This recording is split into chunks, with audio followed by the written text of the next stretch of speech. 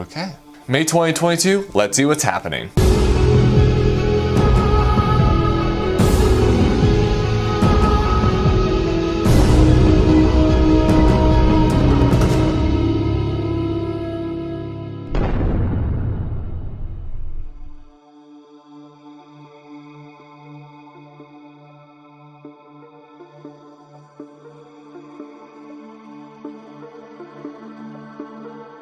From the Mahia Peninsula, Rocket Lab will launch the mission There and Back Again, which will put 34 satellites into sun-synchronous orbit for a variety of different companies.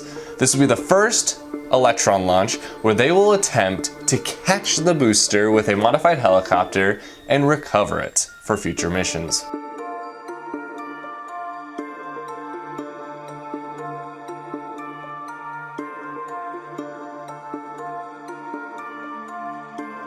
SpaceX Crew Dragon Endurance will undock from the International Space Station and splash down with NASA astronauts Marshburn, Raja Chari, and Kayla Barron, with ESA astronaut Matthias Maurer. This crew launched on the SpaceX NASA Crew 3 mission on November 11th, 2021.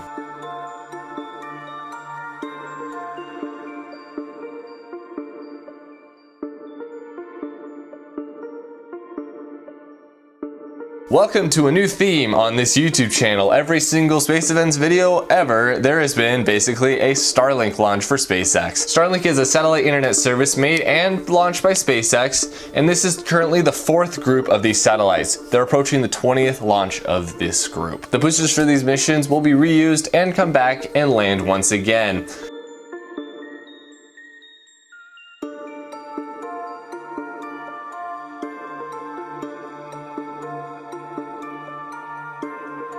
OFT-2 is the second uncrewed test flight for Boeing's new crew capsule, the CST-100 Starliner. It'll launch routinely to the International Space Station under NASA's Commercial Crew Program, so OFT-2 is a simulated launch without the crew. This particular mission and capsule will stay at the International Space Station for 2 weeks, then it will undock, re-enter, and land softly via airbags in the White Sands Missile Range in New Mexico. The launch vehicle for this mission, ULA's Atlas V N22. The N22 stands for no fairing, Starliner is the payload, 2 solid rocket boosters, and 2 upper stage engines.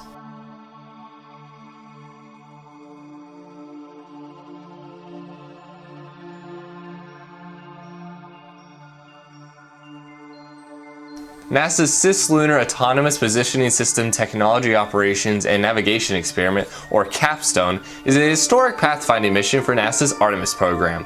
The program, which initiative is to put another man and the first woman on the moon. The objective of the CAPSTONE Cubesat is to find the ins and outs of near rectilinear halo orbit around the moon, because NASA's next big space station, Gateway, for the Artemis program will be in that orbit.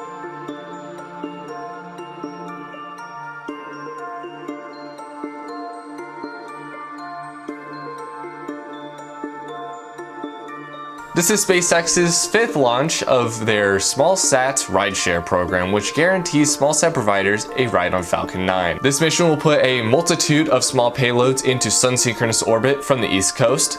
And the booster for this mission, 1061, will attempt to land for the 9th time, this time at LZ-1 at Cape Canaveral.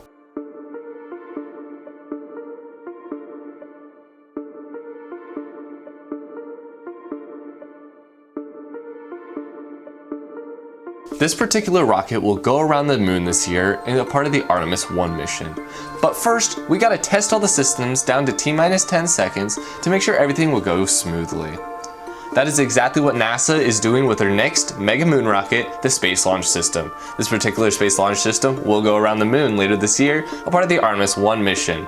After the wet dress rehearsal, which is basically simulating every single thing that NASA will do down to the launch of Space Launch System, to about T-minus 10 seconds, including fueling up the vehicle. It'll go back into the vehicle assembly building in Kennedy Space Center for preparations for the Artemis 1 mission. With that, we are on to the best segment of all time, moon time. The new moon for the month of May is on the 30th, and the full moon is on the 16th. On the 16th, there will be a total lunar eclipse, which is where the Earth blocks out all light from the moon, turning it blood red. Thank you everyone for watching, and I'll see you next time.